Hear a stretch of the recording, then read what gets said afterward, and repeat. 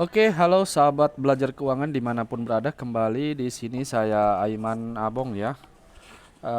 Pada kesempatan ini saya akan menjelaskan atau memberikan tutorial tentang belajar keuangan untuk aplikasi akuntansi ya, akuntansi. Nah, di sini ada dua aplikasi yang kita bisa gunakan sahabat belajar keuangan ya. Yang pertama itu akuntansi yang gratis ya. Kalau yang ini akuntansi pro. Nah, kalau teman-teman mau untuk coba pertama bisa pakai yang ini dulu, yang tidak berbayar ya. Ini yang gratisan. Untuk dapatkan aplikasi ini teman-teman bisa ke Play Store ya. Bisa ke Play Store lalu cari akuntansi keuangan ya. Akuntansi keuangan atau akuntansi pro ya. Nah, di sini saya akan menjelaskan sahabat belajar keuangan, saya akan menjelaskan tentang bagaimana menggunakan fitur akuntansi keuangan pro ini. Oke, teman-teman atau sahabat belajar keuangan, untuk fitur akuntansi keuangan pro ini sangat lengkap menurut saya ya. Jika kita gunakan untuk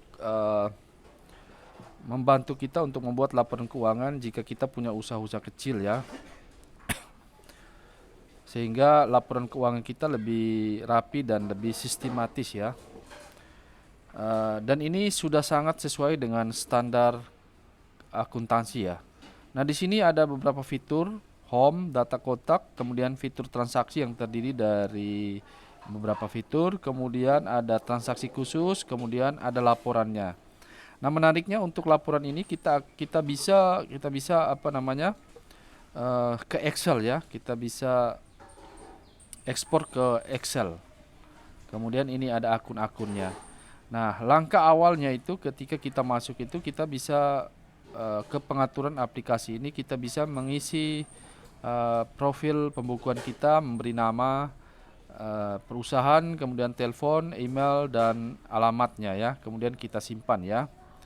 Yang berikut kita masuk ke password. Password ini untuk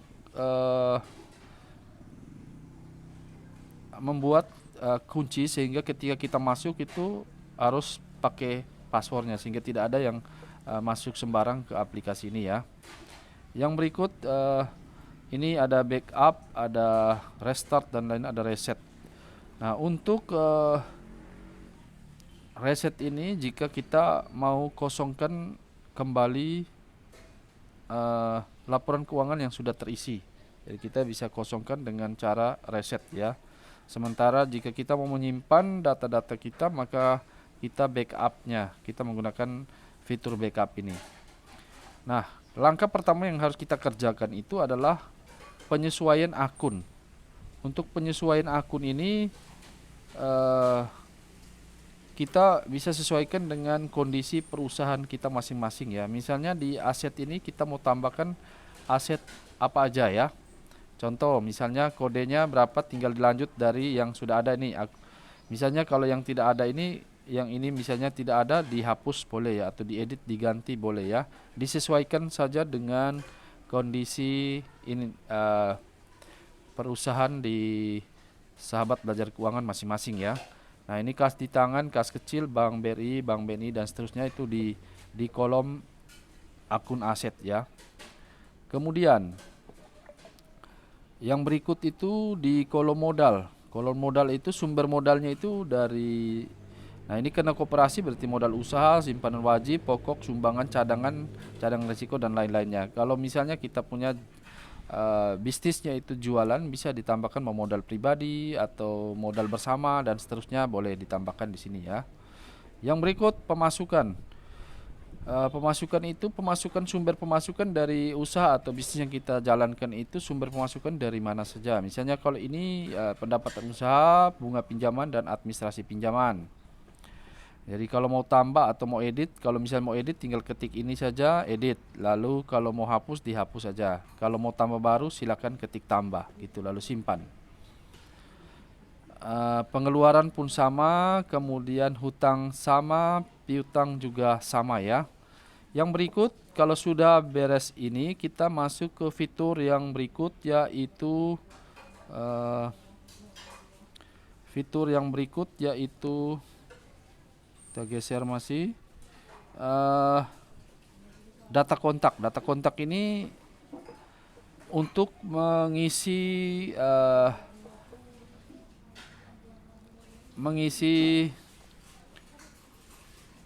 pelanggan-pelanggan kita yang akan meminjam uang ke kita ya, dalam bentuk piutang itu ke kita. Kita isikan di sini data supplier ataupun data pelanggan customer kita isikan di sini, sehingga misalnya ada pelanggan kita misalnya namanya ini Arnus, lalu dia pinjam, kita bisa pilih langsung dia ya. Nanti sebentar kita akan masuk sini, nanti ditambahkannya di sini ya, tinggal ditambah atau mau ambil dari kontak ya tidak apa-apa, tergantung.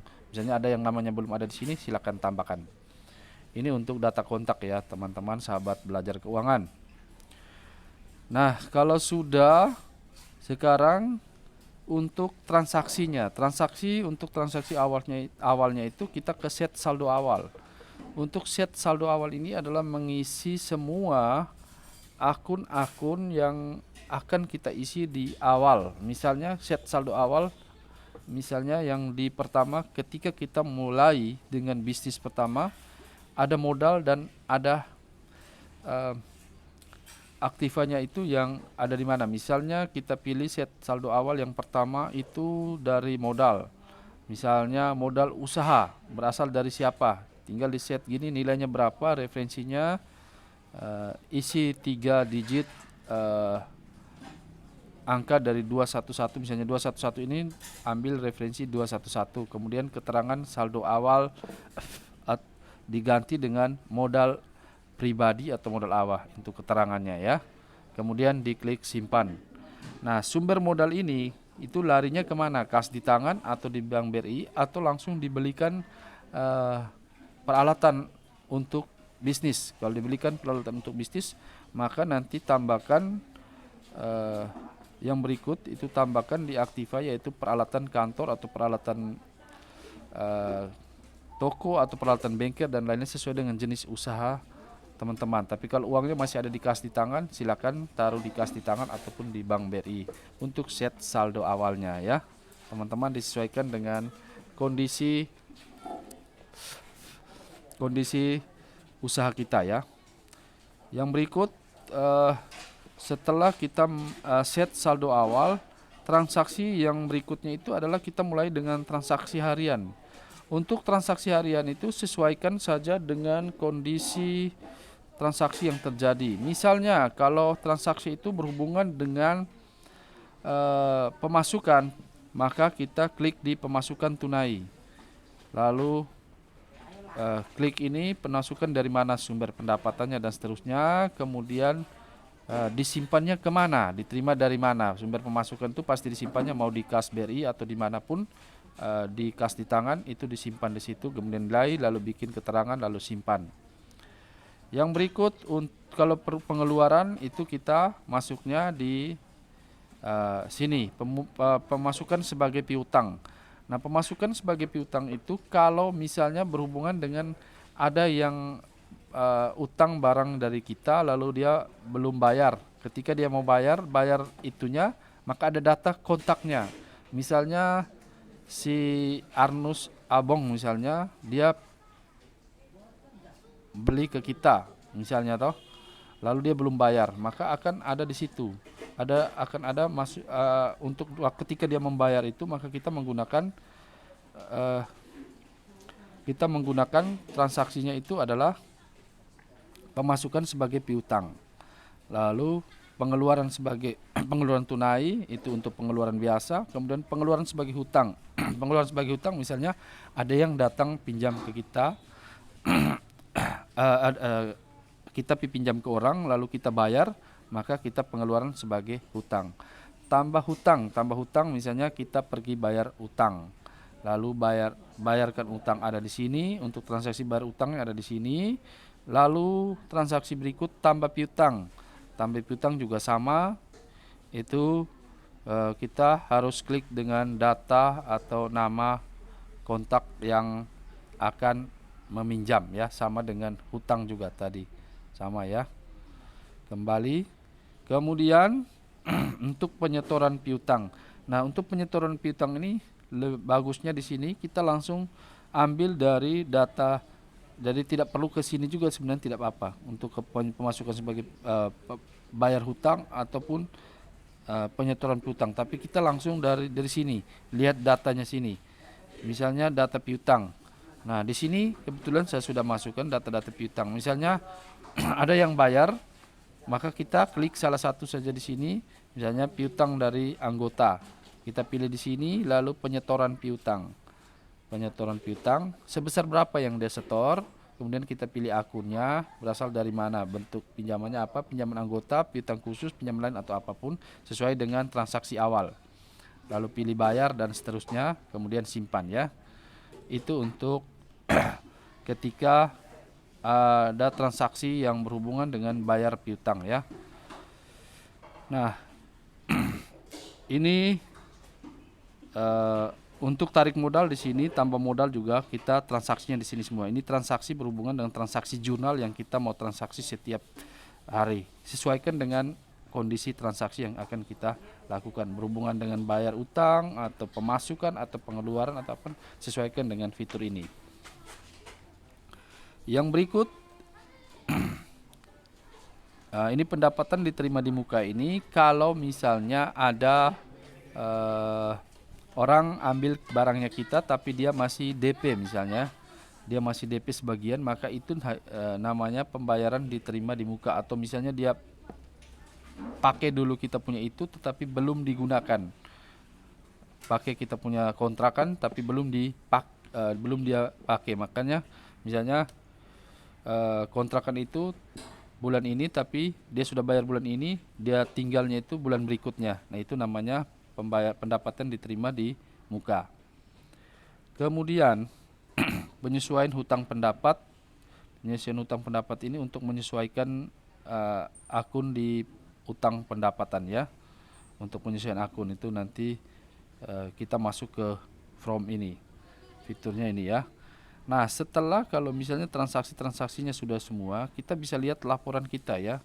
Nah, ini contohnya laporan jurnal dari koperasi punya ini ya. Nah, sekarang kalau kita mau ekspor, silakan diekspor ke Excel. Nanti kita akan lihatnya di kita punya laptop, bisa kita tinggal bagikan ke WA lalu kita lihat di WA website ya. Nah, ini bagusnya. Kemudian kita bisa melihat semua laporannya ada di sini secara lengkap ya. Mulai dari laporan neraca saldo, neraca, rugi laba, saldo akhir, saldo periode, saldo bulanan dan seterusnya. Nah, kita bisa pakai di sini. Oke, mungkin ini saja sahabat belajar keuangan yang saya bisa jelaskan dalam tutorial penggunaan akuntansi keuangan pro. Untuk mendapatkan, sekali lagi, untuk mendapatkan aplikasi akuntansi keuangan pro ini, teman-teman bisa ke Play Store dan bisa mendownload di Play Store ya. Saya kasih contoh, misalnya kita buka Play Store, lalu kita klik akuntansi ya. Kita cari pencarian akuntansi. Nah, akuntansi pro. Nah, ini yang ada yang gratisan, juga ada yang berbayar ya. Nah, ini karena saya sudah beli jadi tinggal dibuka ya. Oke, ini kira-kira. Nah, ini kalau yang ini gratis, ini yang 150, ada juga yang 200 ya. Sesuaikan saja. Kalau misalnya tidak butuh untuk print ke Excel, hanya untuk mau supaya ada laporan di situ ya, tidak perlu yang pro ya. Baik, demikian saja sahabat belajar keuangan. Mudah-mudahan tutorial menggunakan aplikasi akuntansi pro dalam belajar keuangan kali ini bisa memberikan manfaat buat sahabat belajar keuangan dimanapun berada. Akhirnya saya Aiman, salam satu hati untuk sahabat belajar keuangan semua. Sampai jumpa di tutorial keuangan berikutnya.